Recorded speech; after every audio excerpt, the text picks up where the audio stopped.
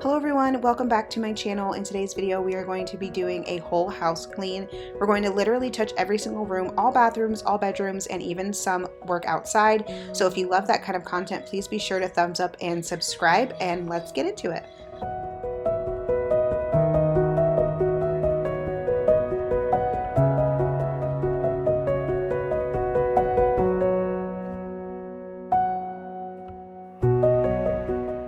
The first room I'm going to start in is my kitchen, which is the heart of my home. I spend so much time in here just preparing meals for the kiddos and meal prepping and just baking, and I honestly feel like this is my favorite room, which is funny because I hated this kitchen when we first moved into this house because it was so small, but now that I've gotten used to it being small and easier to clean, it's starting to grow on me. I've kind of developed some systems that make it easier and was able to add some storage, so it makes life a little bit less stressful and makes it more fun for me to cook things for my family and meal plan and all of those things. But we are leaving, like I said at the intro of this video. We are going out of town over the weekend, just me and the boys, which should be a very fun drive. We're only going about 5 hours to Atlanta. It says 4, but I've heard with traffic from Charlotte to Atlanta, it can take, 5 hours if traffic is bad. So we're going to have a fun trip either way, but I just wanted to make sure that all of the dishes and everything are put away. My husband is staying behind, so I just want to make sure that everything is reset and I don't come home to any messes and any leftover messes from the boys from before we left.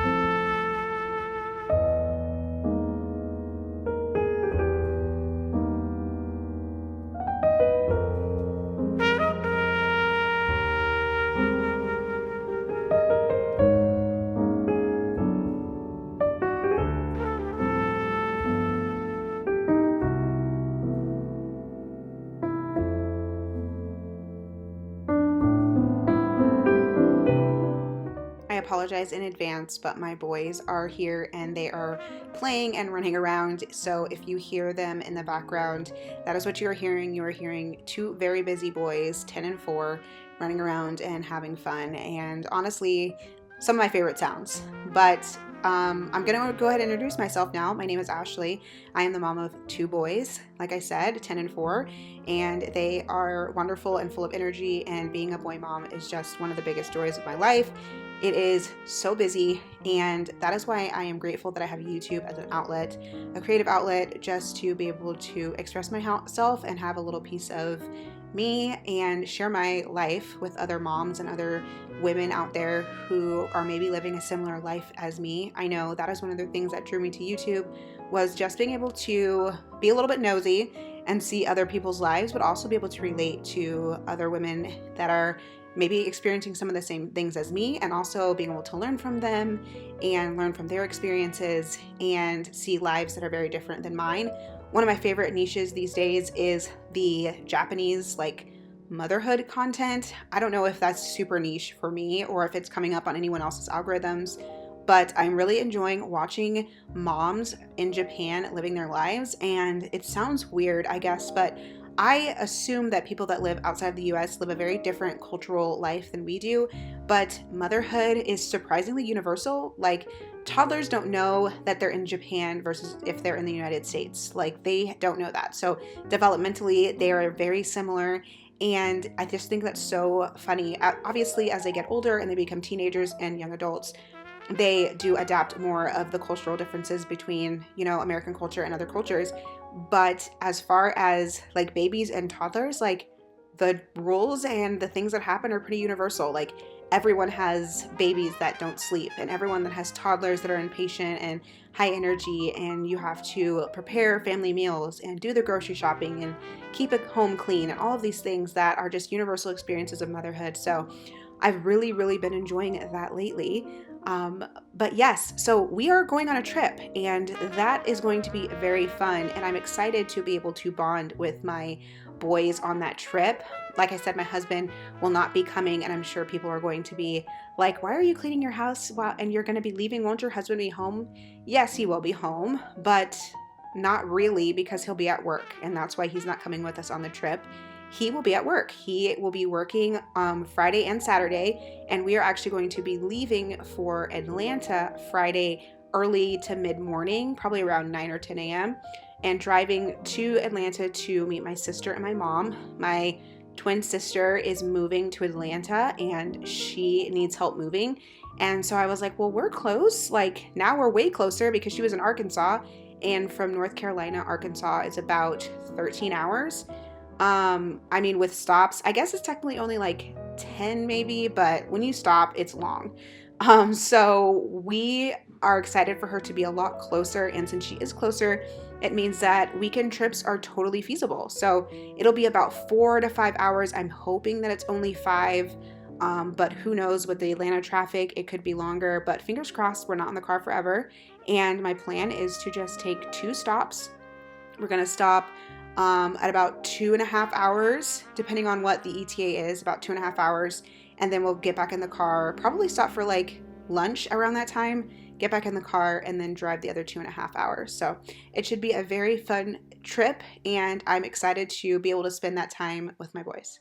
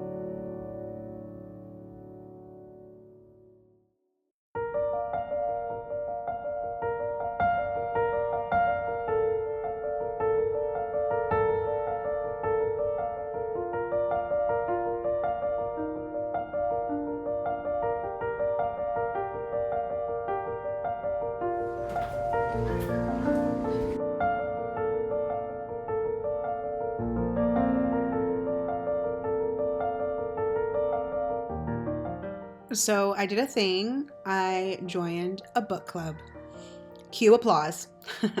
I love being a part of this book club, and literally it's only been like a week.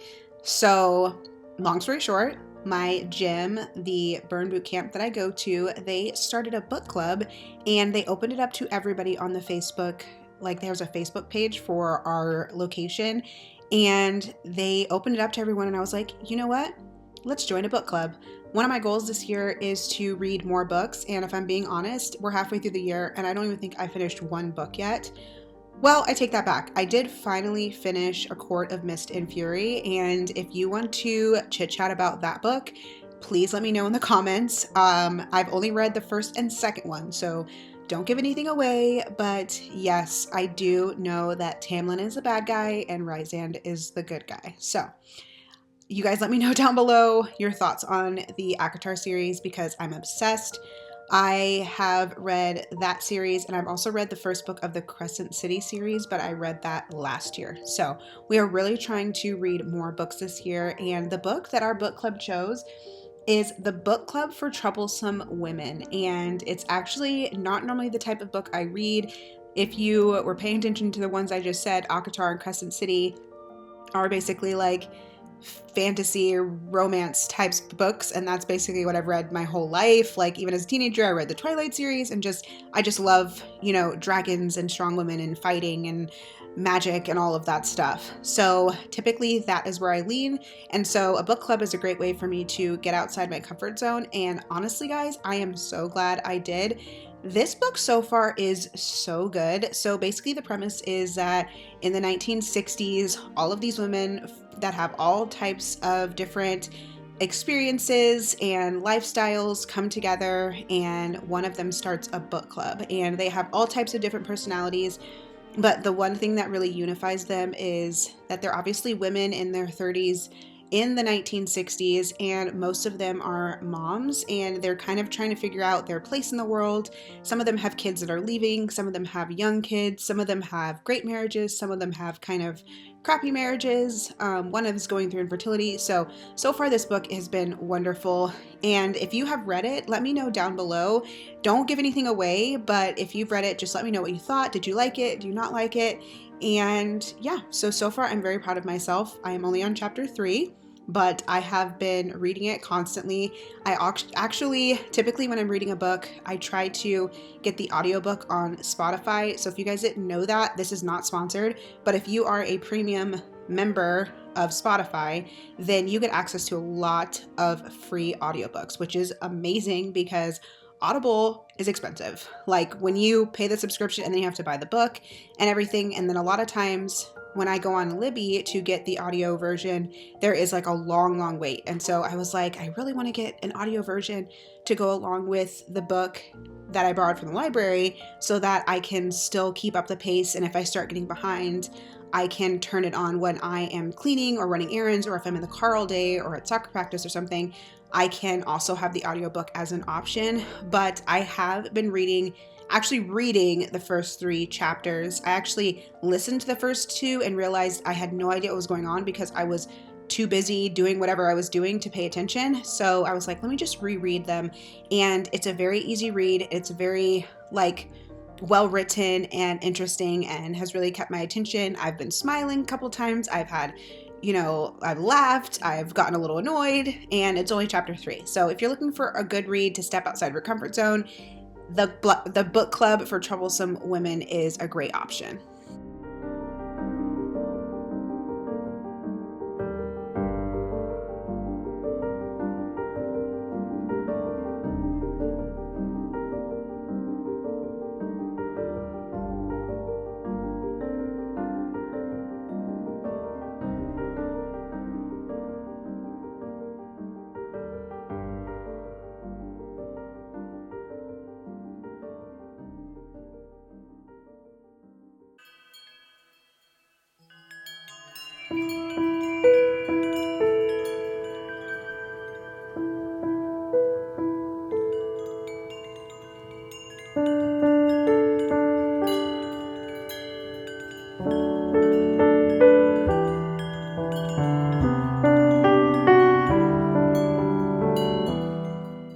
As you can see, our poor sunflowers are dying.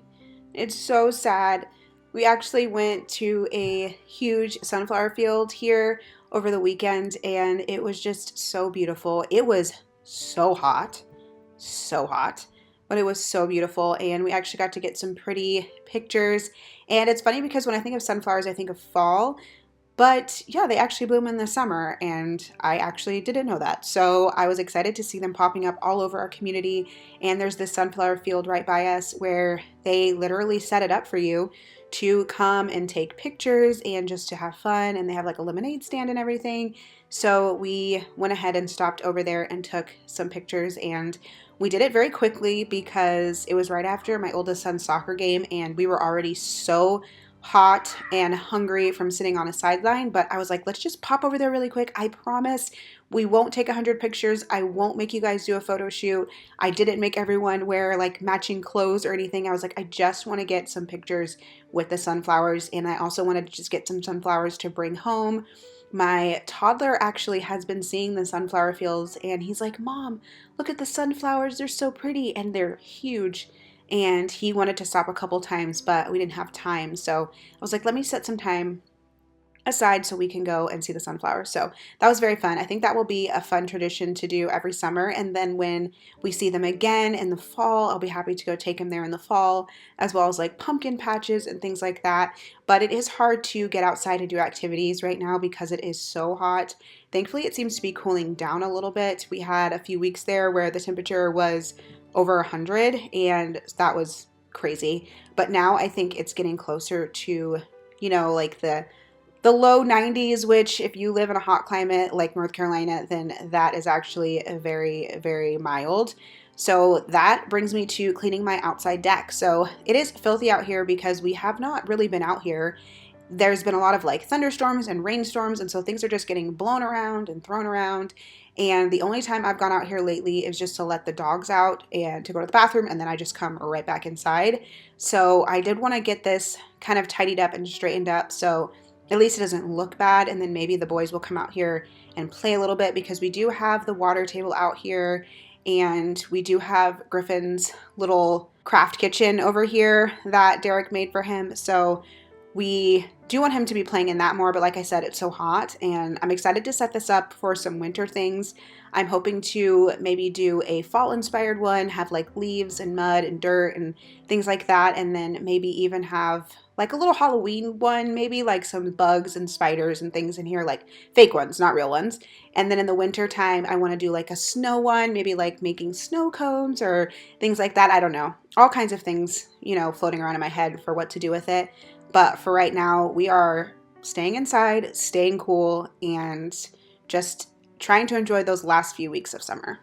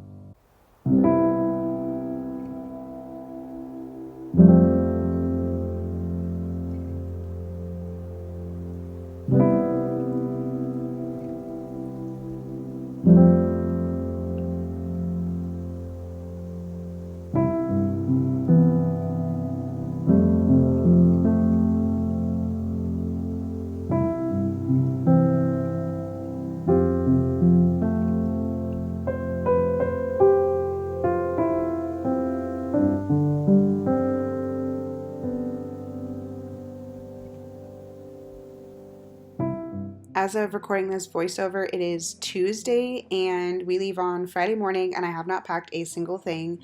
But having my house completely reset is so nice, and I only have to worry about just keeping up with the daily tasks. So throughout the week, I try to make sure that I keep things maintained because things very quickly get out of hand, especially if I get tired and just exhausted. I notice that the house gets behind. So throughout the last couple of days, I've really tried to tackle things as they come along. So instead of going, oh, the dishwasher's empty, I'm just going to put my bowl in the sink instead of just taking the second to put it into the empty dishwasher.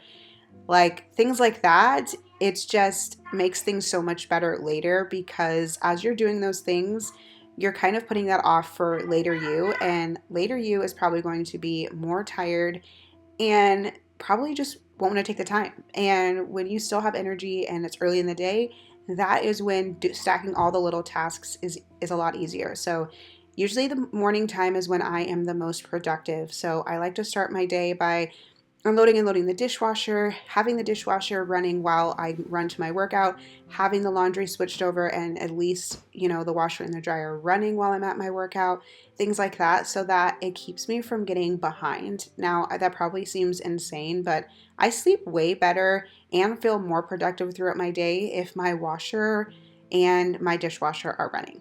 I don't know if anyone else is like that. Let me know down below. But I like to have those both running basically the entire day, and that just keeps me more sane.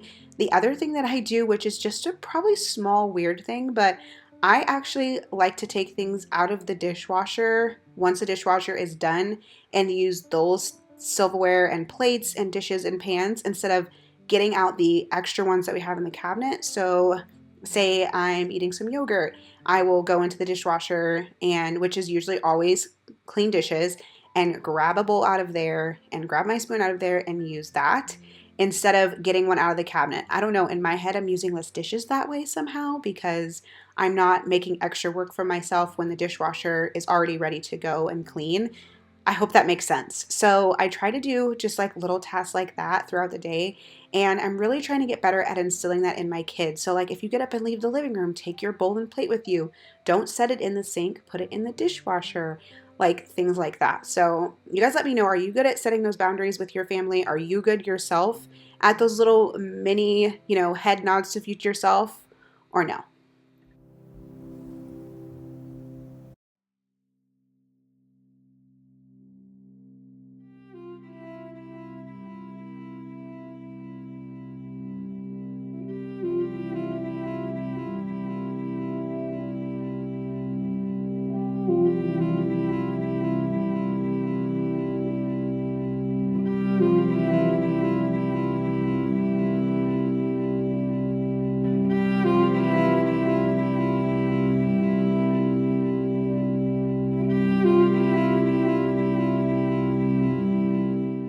A lot of big changes are coming at the end of August. My kids start school August 26th, so I'm very excited about that. But the biggest change is that my 4-year-old, well, he'll be 4 August 8th, so literally one more week and he'll be 4. But he will start pre-K in this program at his school called Pure Pals. And it's such a cute program because it is meant for kids who are neurotypical to be in a room with kids who are neurodivergent or just simply aren't meeting their milestones. Maybe they're not as verbal as other kids, or maybe they're having trouble potty training or learning, their numbers, letters, shapes, things like that. So he will be in a classroom to help assist kids with all of those things. He meets all of the milestones, and so he will be a great asset to that classroom, and I'm very excited. The biggest thing that'll be great about that is the pre-K program used to be in the primary building. So I know a lot of areas don't have this because we didn't have it in San Diego, but where our school district, the way that they have it set up is there is a primary building, and that is pre-K to second grade, and then third through fifth grade are in a different building, and then you go to middle school for 6th through 8th, and then go to high school. So they used to have the pre-K program in the primary building, but they moved it to the older elementary building. So that's exciting because before I was going to have to do 2 separate drop-offs, the pre-K building and then to the older elementary. but now I can just do one drop off to the older elementary building, at least until Griffin goes to kindergarten. So that is very, very exciting. I'm excited to have a 5th grader. I cannot believe it. We are going to be doing 5th grade graduation next year and all of that, and I know I'm going to be a crying mess, but that is just very exciting. So many milestones. The thing that I don't think has quite hit me yet is how my home is going to be so quiet. Once they go to school, my husband will be at work and there will be no one here but me. So it will be an adjustment, but I know I will enjoy the quiet, but I also know that there will be days where I will be bored and I will miss them and I will be wondering what they're doing at school and I can't wait for them to come home and all these things. But I am excited to be able to hopefully have more time to do creative things, more time to work on my YouTube channel, and more time to, read more books this year and just have more time to kind of be me more, more Ashley and a little less like mom, like I guess if you have kids that have gone off to school, then you know exactly the feeling I'm talking about, where you are in that kind of stage where it is survival mode because you have little ones at your home all the time. And then when they go off to school, it's like, whoa, like now they don't need me anymore. What am I to do? Usually that's when people start having more babies, I think is probably why, because your kids go off to school and then you're like, it's so quiet. What do I do with my time? But I plan to fill my time all sorts of ways and I'm excited for it. But thank you all so much for watching this video. If you made it all the way to the end, you're literally the best person in the world. You don't know how much that means to a creator that you watched the whole video. So please make sure you thumbs up, subscribe, and I'll see you in the next one.